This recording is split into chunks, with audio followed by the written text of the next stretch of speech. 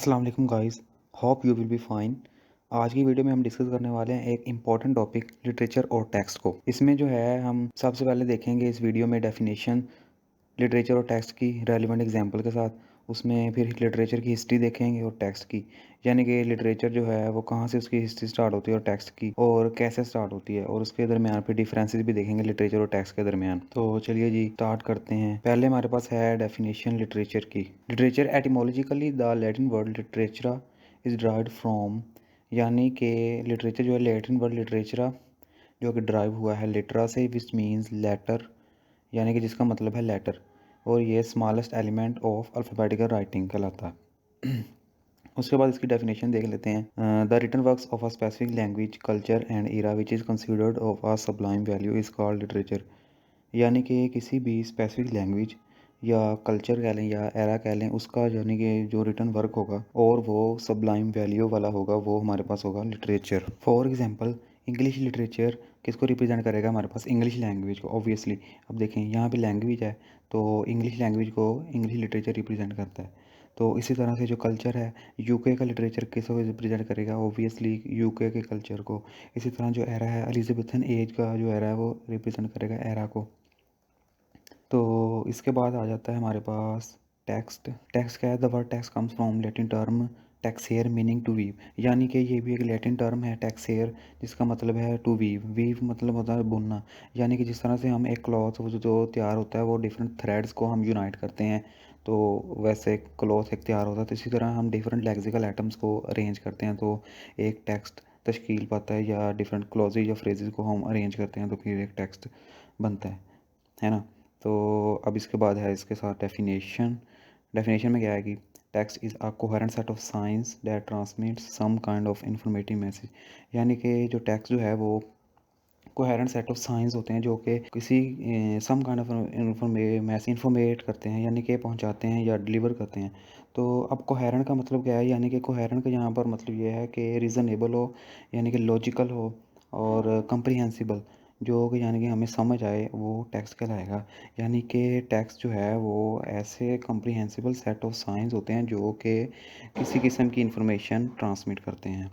तो नेक्स्ट है a literary text is a piece of writing such as.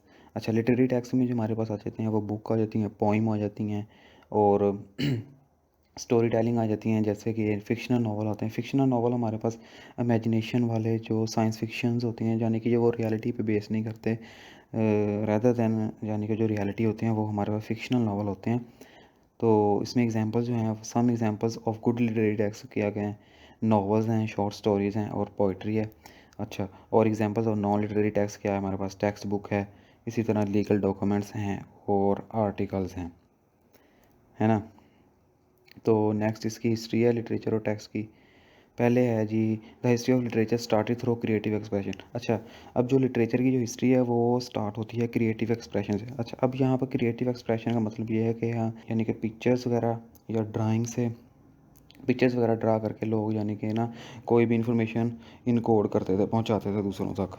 तो इस तरीके से यानी कि पहले पहल ना यानी कि लिटरेचर स्टार्ट हुआ था क्रिएटिव एक्सप्रेशन के साथ। तो टेक्स्ट यानी कि है is created under the influence of the historical background and the writers on life experience, यानी कि वो कह रहा है कि टेक्स्ट जो है वो हिस्टोरिकल बैकग्राउंड, यानी कि हिस्ट्री में जो जो चीज़ें यानी कि होती रही हैं तो वो उसे नोट डाउन करते रहे हैं, तो वो टेक्स्ट की शक्ल में आता रहा है, या राइटर की जो अपनी लाइफ है वो अपने लाइफ एक्सपीरियंस को भी वो यानी कि नोट डाउन करते रहा, तो वो भी टैक्स की फॉर्म में हमारे पास आता रहा है। तो इस तरह से टैक्स की हिस्ट्री जनरेट होती है। तो इसके साथ है इन मोन्ट्रोज़ वर्ड, यानी कि मोन्ट्रोज़ के वर्ड्स के हिसाब से जो टैक्स की क्या डेफिनेशन है? The writing and reading of texts are being reconstructed and historical determined and determining modes of cultural work. वो कह रहा है कि जो टैक्स जो है वो दोबारा रिकंस्ट्रक्ट होता रहता है, जैसा कि हिस्ट्री में था दोबारा, यानी कि उसमें जो भी चेंजिंग्स हैं, यानी कि जो वो दोबारा रिकंस्ट्रक्ट हुए हैं, और एक यानी कि वो फिर कल्चरल के हिसाब से न्यू मोड्स इख्तियार कर लेता है, अडॉप्ट कर लेता है। तो पहले हमारे पास है क्रिएटिव एक्सप्रेशन में प्री हिस्टोरिक पेंटिंग्स। तो इसमें यानी कि जो कह रहा है कि the earliest appearance of this creative which are prehistoric paintings in caves which hold encoded information in the form of visual sign।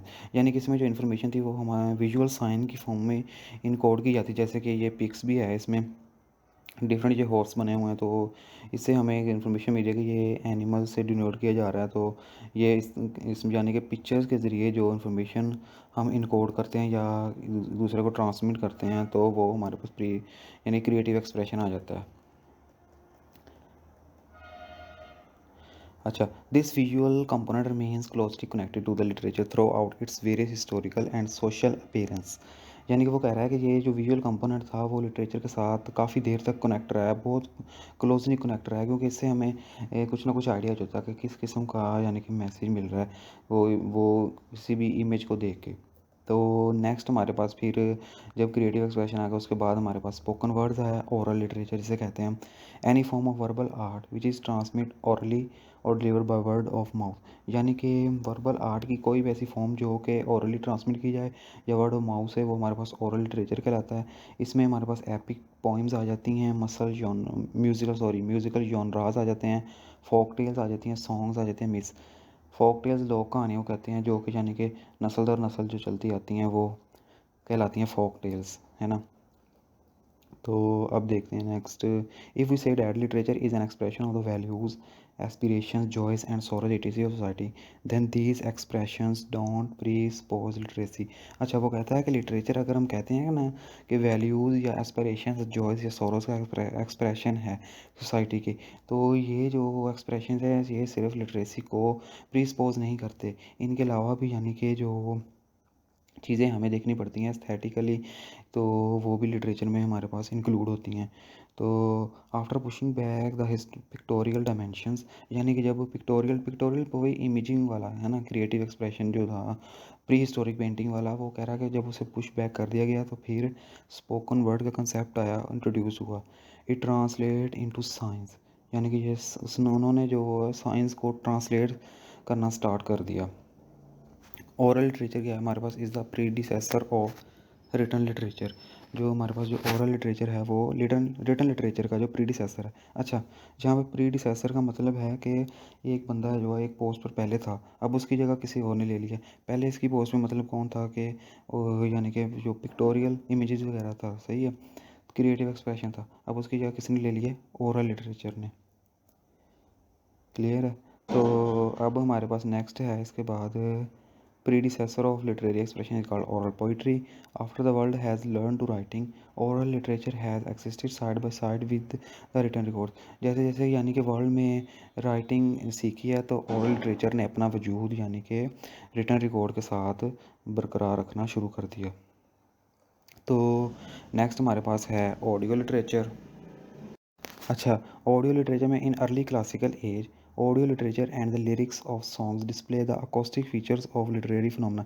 यानी कि जो अर्ली क्लासिकल एज में थे वो ऑडियो लिटरेचर या सॉन्ग के जो लिरिक्स होते थे वो acoustic features of literary phenomena यानी कि डिस्प्ले करते थे। यानी कि किसी भी सॉन्ग्स को डिस्प्ले किया जाता था और वो ऑडियो लिटरेचर को डिनोट करते हैं। अकोस्टिक कहते हैं यानी कि हमारे जो वोवल साउंड जो कॉन्सोनेंट साउंड्स होते हैं वो हमारे पास ऑडियो लिटरेचर में आते हैं।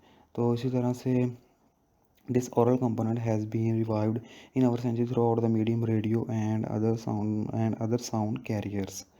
यानी कि वो कह रहा है कि ये जो ओरल कंपोनेंट है वो हमारी जो सेंचुरी में वो रेडियो और साउंड कैरियर्स की फॉर्म में है।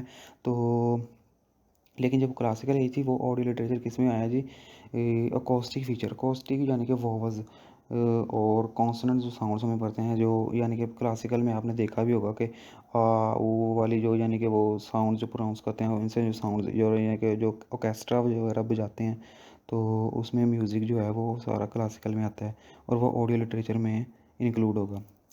तो इसके साथ है हमारे पास टेक्स्ट एज रिटन एक्सप्रेशंस। अच्छा, in the middle ages the visual component of writing change into handwritten manuscripts. यानी कि वो कह रहा है कि मिडिल एज में जहाँ जो है ना वो विजुअल कंपोनेंट वो राइटिंग में चेंज हो गया, यानी कि हैंड रिटन में लोगों ने स्टार्ट कर दिया लिखना। मॉडर्न एज के आते ही तो प्रिंटिंग प्रेस इन्वेंट हो गया था, तो विजुअल कंपोनेंट जो एलिमेंट जो है वो टेक्स्ट से डिसअपेयर हो गया। जब प्रिंटिंग प्रेस आ गया तो विजुअल एलिमेंट जो है वो डिसअपेयर हो गया। तो अब नेक्स्ट है इसमें डिफरेंस, यानी कि लिटरेचर और टेक्स्ट में क्या डिफरेंस है। The main difference between literature and other form of text और writing is the quality of writing, यानी कि राइटिंग की क्वालिटी में यानी कि डिसाइड करेगी कि आया कि वो टेक्स्ट सिंपल टेक्स्ट है या लिटरेचर का टेक्स्ट है। यानी कि अब देखें यहाँ पे एक एग्जांपल है कि most letters are not literature, यानी कि बहुत सारे जो लेटर्स हैं वो लिटरेचर नहीं कहलाते हैं, जबकि जो लेटर्स ऑफ जॉन कीट्स हैं, यानी कि जॉन कीट्स के जो लेटर हैं वो लिटरेचर हैं। जैसे कि जॉन कीट्स की बहुत ही फेमस पोइम है odd on a Grecian earn, उसमें यानी कि उसने रिलेशनशिप बताया है आर्ट, ब्यूटी और ट्रूथ के दरमियान।